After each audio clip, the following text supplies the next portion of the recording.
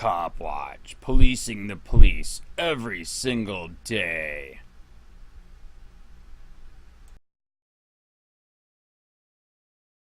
James McLenis for Sheriff of Pinellas County. 17 HRS. Racially motivated police quotas at the Pinellas County Sheriff's Office. A story has surfaced today from a source regarding the use of race-based quotas by the Pinellas County Sheriff's Office. The general gist of the racist quotas breaks down like this. The federal government wants drugs off of the streets, so they offer grants to the local police agencies so that they have money to make drug buys and thus drug arrests. This grant is based on the number of buys the agency makes and the amount of drugs confiscated. The higher the number of drug buys and amount of the drugs confiscated, the more federal grant money is handed out. Currently, the Pinellas County Sheriff's Office gets about $200,000 each year on top of their actual budget. Here is where it gets interesting. Pinellas undercover deputies will purchase drugs from a seller. The crime has taken place, the purchase made and the crime documented. They have everything they need to facilitate an arrest. But they don't. They wait and buy drugs from the same individual multiple times to increase the number of buys so that they can obtain more federal grant money. In the meantime, the drug dealer is permitted to go on selling to kids, and perhaps people are overdosing on the drugs the dealer continues to sell because the Sheriff Gualtieri has his deputies hold off making an arrest until they can get their buy count higher. If they actually make the arrest, they also have a chance to recover the money used to make the buy, but if they don't, the PCSO just becomes a good customer that helps fund the drug trade here in Pinellas and the federal grant money is lost. Now here is where it gets really interesting.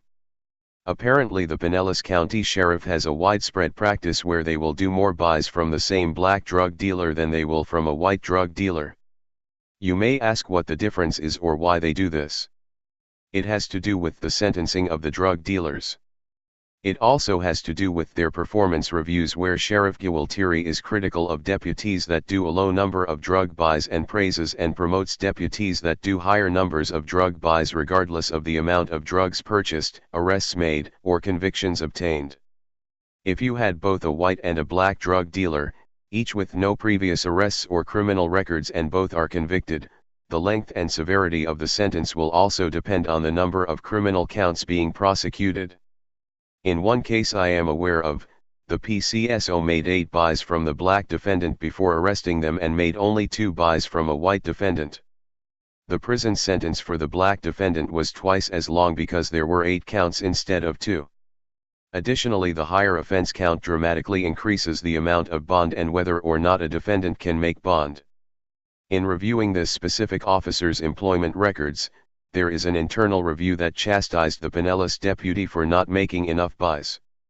2 weeks later he started buying from the black defendant 8 times, but only bought drugs from the white dealer twice. In reviewing all of this deputy's buys, he made on average 4.8 buys from black defendants and 1.2 buys from white defendants, thereby guaranteeing that the black defendants he investigated and arrested would get much harsher sentences. This also guaranteed that more drugs would be bought and sold in the minority areas with the financial support of Sheriff Gualtieri and the Pinellas County Sheriff's Office using your tax dollars. When asked in a deposition about the disparity of the number of buys he made between white and black defendants, the officer refused to answer on the grounds that he might incriminate himself. I will be obtaining these records and publishing them in the near future. Oh, and one last thing. When this specific officer increased the number of buys he made by targeting more blacks for multiple repeat buys, his next PCSO performance review applauded his new stats as an incentive to keep on doing what he was doing.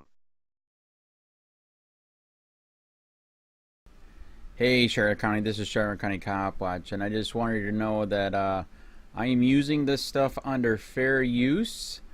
And also remember to like and subscribe this channel. Also too, keep in mind I do not make any money on YouTube. This is 5 hours work a day, you know, fighting for freedom. And you can donate with PayPal and Patreon.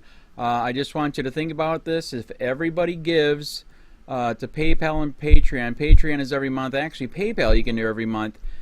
I have 12,000 subscribers. If everybody gives, I can quit my regular job and go full-time investigations on Charlotte County and possibly even more and beyond. So just keep that in mind. If everybody helps out, I can go full-time doing this. Thanks.